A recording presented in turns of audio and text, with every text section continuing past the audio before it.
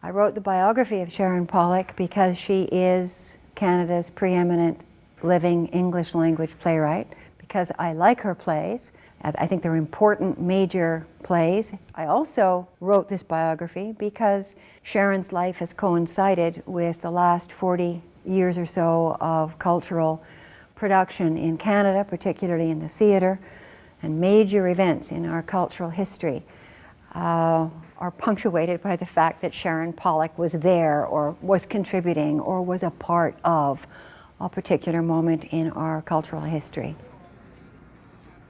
I became interested in Malcolm Lowry as a writer when I was a graduate student at McGill, working on my PhD. One of those accidents. I was doing a course on James Joyce and finding it tedious.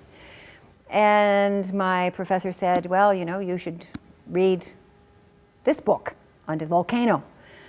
And I did, and that was that. The book spoke to me in so many other ways that other writing just didn't. It's so rich in the human dimension, in the literary dimension, incredibly beautifully written. UBC has the world's main Malcolm Lowry archive. It's an enormous and priceless treasure. Here we have manuscript versions of Under the Volcano. One of the sad things, or ironic things I suppose, is that he was never completely satisfied with what he had written. There's a good example there, revising, cancelling, adding, changing, moving things around. This folder has one of the real treasures of the Malcolm Lowry collection.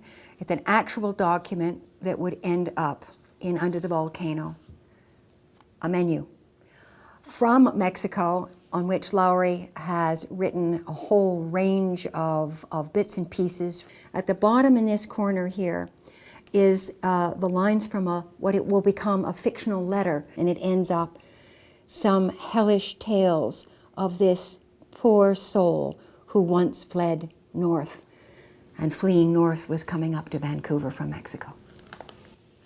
My favorite artists tend to be those who are messing about in the real world and have something to say to people in their lives. Lowry sure does that.